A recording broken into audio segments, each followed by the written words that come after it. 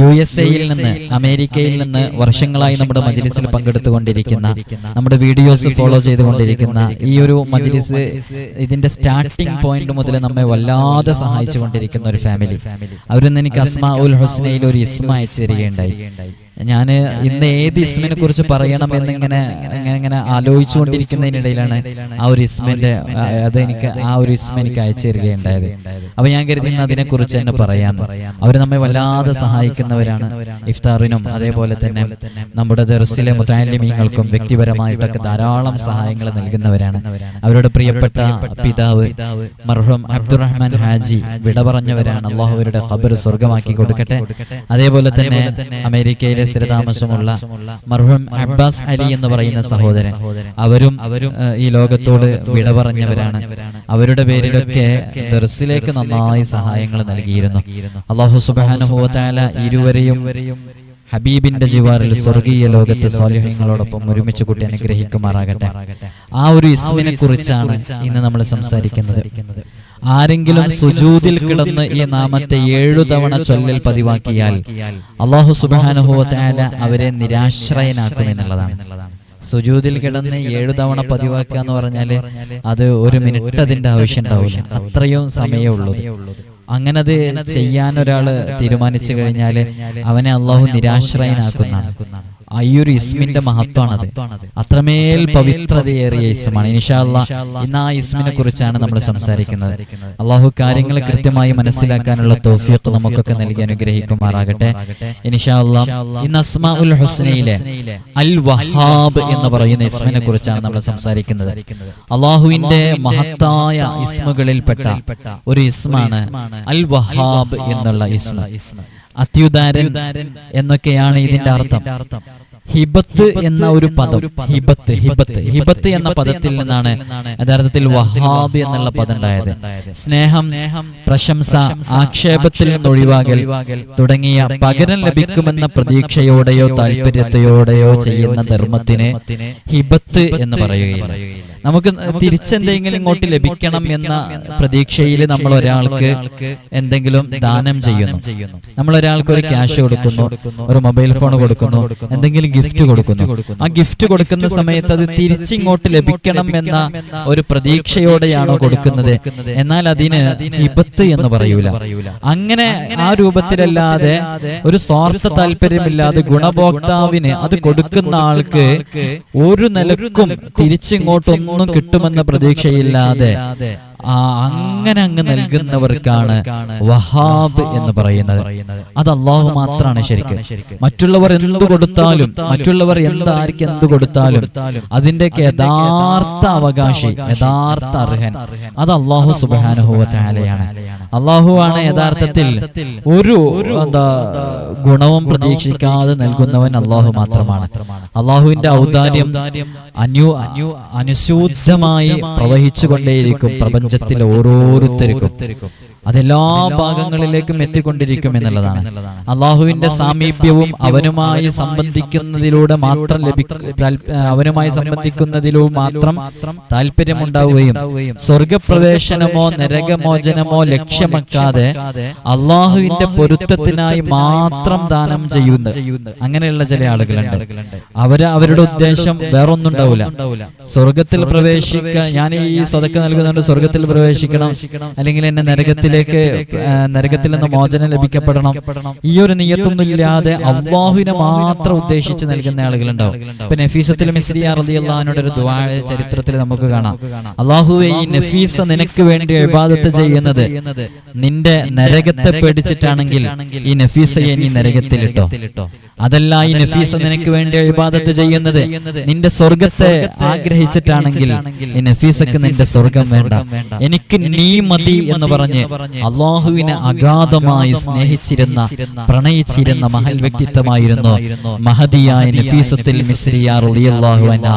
ആ നഫീസത്തുൽ മിസ്രിയ റളിയല്ലാഹു അൻഹയുടെ ദുആ നമുക്കറിയാം. അതേപോലെ സ്വർഗം ലഭിക്കണമെന്നോ നരകമോചനം ലഭിക്കണമെന്നോ എന്നൊന്നും പ്രതീക്ഷ, ഒരു രൂപത്തിലും പ്രതീക്ഷയില്ലാതെ ദാനം ചെയ്യുന്ന ചില ആളുകൾ അള്ളാഹുവിന്റെ അടിമകളുടെ കൂട്ടത്തിലുണ്ട്. അങ്ങനത്തെ അള്ളാഹുവിന്റെ അടിമകളുടെ കൂട്ടത്തിൽ വഹാബ്, അങ്ങനെ ദാനം നൽകുന്നത് നൽകുന്നത് എന്ന അർത്ഥത്തിൽ പറയാറുണ്ട്. അതേപോലെ തന്നെ സ്വർഗപ്രവേശത്തിനായി ദാനം ചെയ്യുന്നവരെ, നരകത്തിൽ നിന്ന് മോചനം ലഭിക്കാൻ വേണ്ടി ദാനം ചെയ്യുന്നവരെ, അങ്ങനെ ദാനം ചെയ്യുന്ന ആളുകളുണ്ട്. പ്രശസ്തിക്ക് വേണ്ടി ദാനം ചെയ്യുന്നവരുണ്ട്. ഇങ്ങനെയുള്ള പല രൂപത്തിലും സദഖകളും ദാനം ചെയ്യുന്നവരൊക്കെ ഉണ്ടെങ്കിലും അല്ലാഹു സുബ്ഹാനഹു വ തആല അവനാണ് യഥാർത്ഥത്തിൽ ഒന്നും പ്രതീക്ഷിക്കാതെ ദാനം ചെയ്യാൻ കഴിയുന്നവര്, ഒന്നും പ്രതീക്ഷിക്കാതെ നൽകാൻ കഴിയുന്നവര്, ഒരു സ്വാർത്ഥ താല്പര്യമില്ലാതെ നൽകാൻ കഴിയുന്നവര്. അടിമകളായ നാമൊക്കെ അങ്ങനെ ചെയ്യുന്ന സമയത്ത് നമുക്കതിനൊരു ലിമിറ്റ് ഉണ്ട്. ഏതെങ്കിലും രൂപത്തിൽ അതിനെന്തെങ്കിലും ചിന്തകളൊക്കെ വരാനുള്ള സാധ്യതയുണ്ട്. അപ്പൊ അൽ വഹാബ് എന്ന് പറയുന്ന ആ ഒരു ഇസ്മിന്റെ അർത്ഥതലങ്ങൾ ഇതൊക്കെയാണ്. അപ്പൊ വിശക്കുന്നവനും ദാരിദ്ര്യം കൊണ്ടോ മറ്റോ ബുദ്ധിമുട്ട് അനുഭവിക്കുന്നവനും ഈ നാമം പതിവായി ചൊല്ലിയാൽ അയാൾക്ക് വിശാലമായ ആഹാരം ലഭിക്കുകയും അയാൾ അറിയാതെ അയാളുടെ ബുദ്ധിമുട്ടുകൾ നീങ്ങി സുഖജീവിതം കൈവരിക്കുകയും ചെയ്യുന്നതാണ്. അപ്പൊ അൽ വഹാബ് എന്നുള്ള യാ വഹാബ് യാ അല്ലാ എന്ന് യാ ചേർത്തിയിട്ട് ചൊല്ലിയാൽ ലഭിക്കുന്ന നേട്ടങ്ങളാണ് ഈ പറഞ്ഞത്. ആരെങ്കിലും സുജൂദിൽ കിടന്ന് ഈ നാമത്തെ, ഈ ഇസ്മിനെ യാ വഹാബ് യാ അല്ലാ അല്ലെങ്കിൽ അൽ വഹാബ് അൽ വഹാബ് എന്ന് 7 തവണ ചൊല്ലാൻ പതിവാക്കിയാൽ അല്ലാഹു അയാളെ നിരാശ്രയനാക്കും.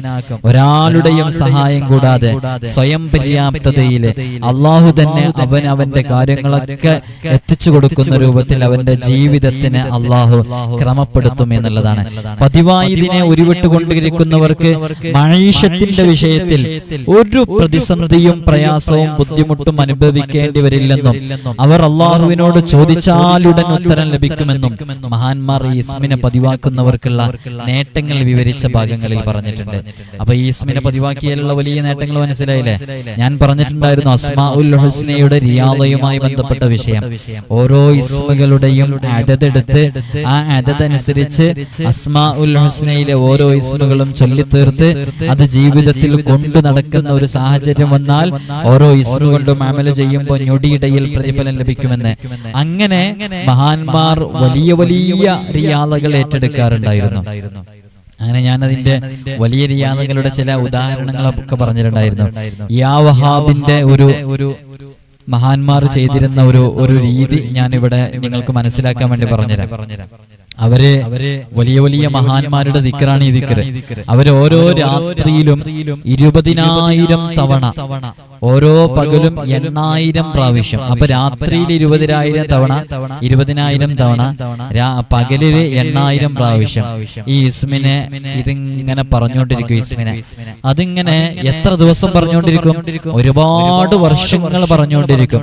അപ്പൊ ആ കാലയളവിൽ അവർക്ക് നോമ്പനുഷ്ഠിക്കല് നിർബന്ധമാണ്, ജനസമ്പർക്കം ഉണ്ടാകാൻ പാടില്ല. അങ്ങനെ തുടങ്ങിയിട്ട് ഒരുപാട് ഉപാധികൾ ആ സമയത്ത് അവർക്ക് ഉണ്ടാകും. മനുഷ്യരോട്, ജനങ്ങളുമായി സംസാരിക്കാൻ അനിവാര്യമായി അത്തരം അത്യാവശ്യ ഘട്ടങ്ങൾ വരുമ്പോൾ മാത്രമേ ജനങ്ങളുമായി സംസാരിക്കാൻ പറ്റുള്ളൂ. അങ്ങനെ സംസാരിക്കുമ്പോൾ തന്നെ അത് അള്ളാഹുവിന്റെ പൊരുത്തം മാത്രം ഉദ്ദേശിച്ച് ഒരക്ഷരം പോലും ഒഴിയാൻ പാടുള്ളൂ. സ്വർഗത്തിനെ കുറിച്ച് പറയുക, നരകത്തിനെ കുറിച്ച് പറയുക, ഇങ്ങനെയുള്ള സംഭവങ്ങൾ മാത്രം. ജനങ്ങളുടെ ഒരു പ്രീതിയും ഒരു ഔദാര്യവും ഒരു തൃപ്തിയും ആ കാലയളവിൽ കൊതിക്കാൻ പാടില്ല.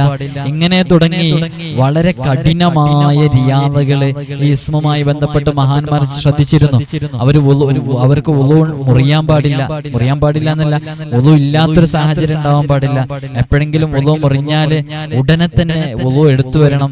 അതേപോലെ തന്നെ അത്യാവശ്യ ഘട്ടത്തിലല്ലാതെ ഉറങ്ങാൻ പാടില്ല. ഇങ്ങനെ തുടങ്ങി ഭക്ഷണവുമായി ബന്ധപ്പെട്ട കണ്ടീഷൻസ്, ഉപാധികള്, ഇങ്ങനെയൊക്കെ ചെയ്തിട്ട് അവര് റിയാദകൾ പൂർത്തീകരിച്ചു വിട്ടു. അങ്ങനെ റിയാദകൾ പൂർത്തീകരിച്ചു വിട്ടുമ്പോ അവര് ആ ഇസ്മ കൊണ്ട് അമല് ചെയ്യുമ്പോ, ഒരു യാ വഹാബ് എന്നുള്ള ഇസ്മ കൊണ്ട് അമല് ചെയ്യുമ്പോ അവർക്ക് വലിയ പ്രതിഫലം ലഭിക്കും, വലിയ റിസൾട്ട് അതിന് ലഭിക്കും. അപ്പൊ അത്തരം വലിയ റിയാദകളൊക്കെ നമുക്ക് ഏറ്റെടുക്കാൻ കഴിയില്ല. ഇത് യാ വഹാബുമായി ബന്ധപ്പെട്ട് വലിയ വലിയ മഹാന്മാർ ചെയ്തിരുന്ന രീതിയാണ്. 20,000 തവണ ഒരു രാത്രിയില്, 8,000 തവണ ആ രാത്രിയുടെ പകലില്, അങ്ങനെ നോമ്പെടുത്ത് ഭക്ഷണത്തിൽ ക്രമീകരണം നടത്തി ജനങ്ങളോട് സംസാരിക്കാതെ ഏകാന്തമായി പോയിരുന്ന് വഹാബ് എന്ന പദത്തിനെ ശരീരവുമായി ബന്ധപ്പെട്ട് മെരുക്കിയെടുത്ത് അതുകൊണ്ട് പ്രയോഗിക്കുന്ന രൂപം.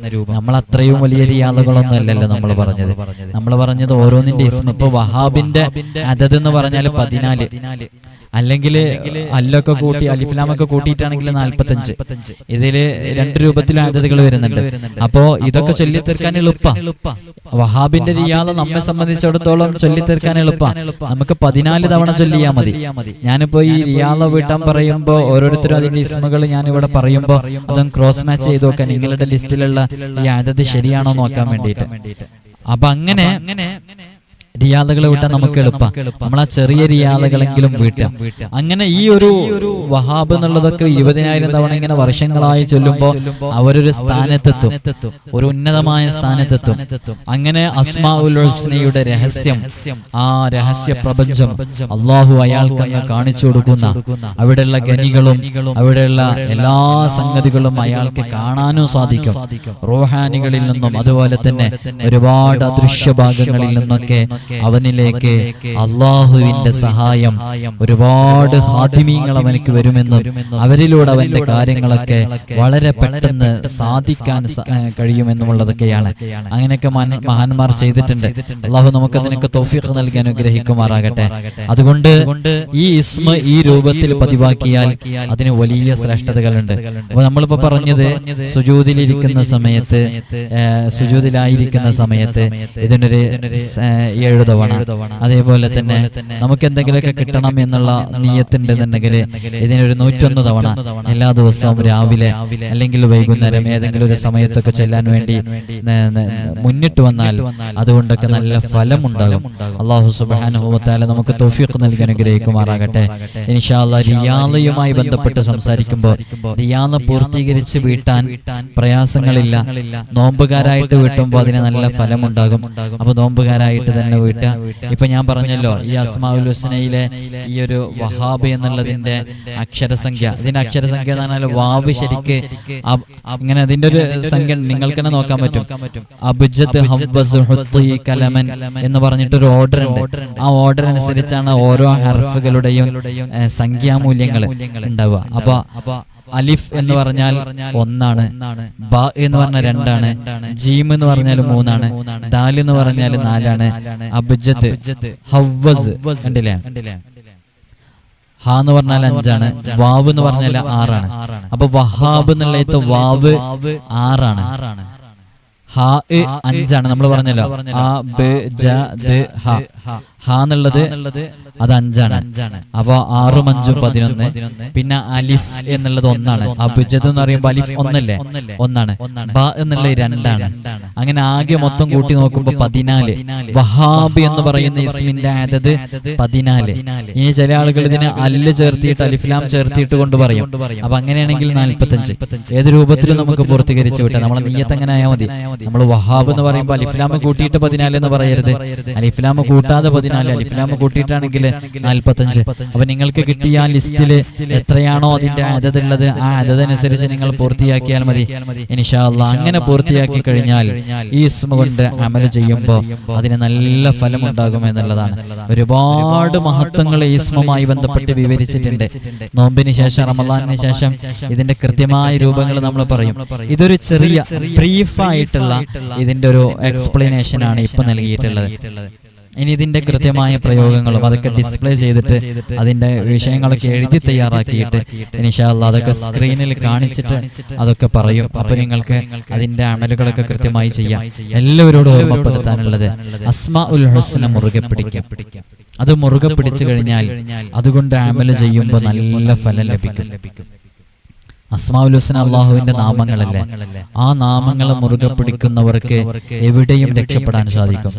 ഒരു യാ കൂട്ടിയിട്ടുള്ള ഒരു വിളി മതി.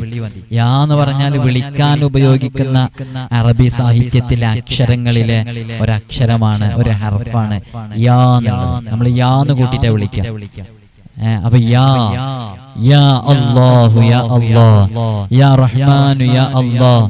എന്തെങ്കിലും ഭയങ്കര പ്രയാസത്തില് നമ്മൾ തകർന്നു പോകുന്ന കാണുന്ന ആ ഒരു നിമിഷത്തില് അല്ലാഹുവിന്റെ അസ്മാഉൽ ഹുസ്നയിലെ മറ്റുള്ളവർക്കൊന്നും തകർക്കാൻ കഴിയാത്ത രൂപത്തിലുള്ള അല്ലാഹുവിന്റെ ആ അധികാര പരിധിയുടെ വിശേഷണങ്ങളൊക്കെ വരുന്ന വല്ല ഇസ്മുകളുണ്ടെങ്കിൽ അതുകൊണ്ടൊരൊറ്റ വിളി നീട്ടിയിട്ട് ആത്മാർത്ഥമായിട്ട് വിളിച്ചാൽ മതി.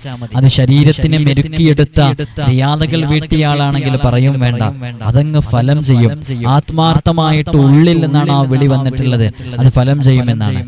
അതങ്ങനെ ഫലം ചെയ്യുമെന്നൊക്കെ ഇത്ര ഉറപ്പിച്ചു പറയാൻ കാരണം, ഇതുമായി ബന്ധപ്പെട്ട കിതാബുകളൊക്കെ പരിശോധിച്ച് നോക്കുമ്പോൾ, മഹാന്മാർ അവരുടെ അനുഭവങ്ങളൊക്കെ എഴുതി വെച്ചത് നോക്കുമ്പോൾ, അവരൊക്കെ ഒരു സുപ്രഭാതത്തിൽ അവരനുഭവിക്കുന്ന പ്രയാസങ്ങളിൽ നിന്ന് രക്ഷ നേടാൻ വേണ്ടിയിട്ട് ഇത്തരം ഇസ്മുകളൊക്കെ ഒരൊറ്റ തവണ, പല നിമിഷങ്ങളിലും ഒരൊറ്റ തവണ ഉപയോഗിച്ചതേ കാണുന്നുള്ളൂ. യാ ജബ്ബാർ എന്ന് പറയുമ്പോഴേക്ക് അങ്ങ് തകർന്നടിഞ്ഞു പോകുന്നു. അങ്ങനെയുള്ള ചില സംഭവങ്ങളൊക്കെ നമ്മൾ കാണുമ്പോൾ അത് അവരൊക്കെ ആ കഠിനമായ റിയാദകൾ പൂർത്തിയാക്കി വിട്ടിയതുകൊണ്ടാണ്. കാലമിങ്ങ് വളരെയധികം സഞ്ചരിച്ചു, ഇൽമും അറിവൊക്കെ ഉള്ള ആളുകൾ കുറഞ്ഞു വന്നു. അപ്പൊ കാലത്തിന്റെ സഞ്ചാരങ്ങളില് ഇബാദത്തുകളില് മാധുര്യം ലഭിക്കുന്നവരൊക്കെ കുറഞ്ഞുപോയി. അതുകൊണ്ട് തന്നെ ഇബാദത്തുകളിലൊക്കെ അതിന്റെ ആത്മാർത്ഥതയൊക്കെ കുറഞ്ഞു പോയപ്പോ നമുക്കത് ഫലം ചെയ്യാതിരിക്കുക, അല്ലെങ്കിലൊക്കെ നല്ല ഫലം ചെയ്യും. അപ്പൊ നമ്മൾ ഈ ആധുനിക കാലഘട്ടത്തിലും ഈ ടെക്നോളജി ഉയർന്ന സമയത്തും ഇത്രയും ഈ ടെക്നോളജി ഉപയോഗിച്ചല്ലേ, ഇപ്പൊ നിങ്ങളില് പലരും എന്നെ നേരിട്ട് കാണാത്തവരാണ്. നേരിട്ട് കണ്ട ഒരുപാട് ആളുകളുണ്ട്, പക്ഷേ കൂടുതൽ ആളുകൾ നേരിട്ട് കാണാത്തവരാണ്. ഈ കാണാത്ത നിങ്ങൾ എന്നെ മനസ്സിലാക്കിയതും ഞാൻ പറയുന്നത് കേൾക്കുന്നതും പറഞ്ഞത് കേട്ടതൊക്കെ നിങ്ങൾ ഈ ആധുനികതയുടെ ഈ വളർച്ചയിലൂടെയാണ്. ഈ ലോകം ഇങ്ങനെ വളർന്നിട്ടില്ല, ഈ സോഷ്യൽ മീഡിയ ഇങ്ങനെ ഇല്ല, യൂട്യൂബും അതേപോലെ തന്നെ സ്മാർട്ട് ഫോണൊന്നും ഇങ്ങനെ ഇല്ല എന്നുണ്ടെങ്കിൽ ഈ ഒരു സംവാദം നമുക്കിങ്ങനെ സംവദിക്കാൻ, കമ്മ്യൂണിക്കേഷൻ ചെയ്യാനുള്ള ഒരു അവസരമൊന്നും ഉണ്ടാവില്ല. നിങ്ങൾക്കിത് കേൾക്കാൻ സാധിച്ചതൊക്കെ കാലം ഇങ്ങനെ വളർന്നതുകൊണ്ടാണ്.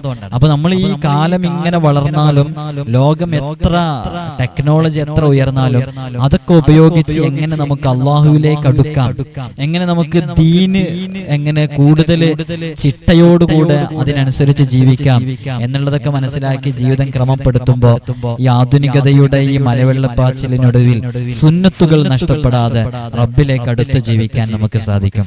അള്ളാഹു നമുക്ക് തൗഫീഖ് നൽകി അനുഗ്രഹിക്കുമാറാകട്ടെ. അല്ലെങ്കിൽ നിങ്ങളൊന്ന് ആലോചിച്ച് നോക്കൂ, ഇപ്പൊ ഈ ഫോൺ ഉപയോഗിച്ച് നിങ്ങൾ ഈ വീഡിയോ കാണുന്ന സമയത്ത് ഇതിന്റെ താഴെ തന്നെ എന്തെങ്കിലും കോമഡിയോ, എന്തെങ്കിലും മൂവിയോ, അല്ലെങ്കിൽ എന്തെങ്കിലും കപ്പിൾ വ്ലോഗോ, എന്തെങ്കിലും ഹറാമായ മ്യൂസിക്കുകളോ, ഇതൊക്കെ അതിന്റെ താഴെയുണ്ടല്ലോ. നിങ്ങൾ ഇതിപ്പോ കേൾക്കുന്ന സമയത്ത് അതൊന്നും ചൂസ് ചെയ്യാതെ അള്ളാഹുവിന്റെ മഹത്തായ ഇസ്മുകൾ പറയുന്ന എന്റെ സംസാരം കേൾക്കാൻ വേണ്ടി മാത്രം തുറന്നു വെച്ചിട്ടുണ്ടെങ്കിൽ, നിങ്ങൾ ഉപയോഗിക്കുന്ന ഈ സ്മാർട്ട് ഫോണ് നാളെ റബ്ബ് നീ നിന്റെ സമയം എന്തിൽ ചെലവഴിച്ചു എന്ന് മഹ്ശറാവൻ സഭയിൽ ഒരു ചാൺമുകളിൽ സൂര്യൻ നിൽക്കുന്ന സമയത്ത് ഓരോരുത്തരും അവരവർ ചെയ്ത പാപങ്ങളുടെ തോതനുസരിച്ച് വിയർപ്പിൽ മുങ്ങി നിൽക്കുന്ന സമയം റബ്ബ് ചോദിക്കുമ്പോ നമുക്ക് മറുപടി പറയാം, നമ്മൾ ആ സമയവും ദീന് കേൾക്കാൻ, നിന്റെ മഹത്തായ വിശേഷണങ്ങളുള്ള അസ്മാഉൽ ഹുസ്ന പഠിക്കാൻ അതിനുവേണ്ടി സമയം ചെലവഴിച്ചിരുന്നു. മറ്റുള്ള പലരും പല അനാവശ്യങ്ങളും കാണാൻ വേണ്ടിയിട്ട് സ്മാർട്ട് ഫോണും അവരുടെ സോഷ്യൽ മീഡിയയും അവരുടെ യുവത്വവും അവരുടെ സമയമൊക്കെ ചെലവഴിച്ചപ്പോൾ ഞാൻ ഇങ്ങനെയാണ് ചെലവഴിച്ചതെന്ന് പറഞ്ഞൂടെ?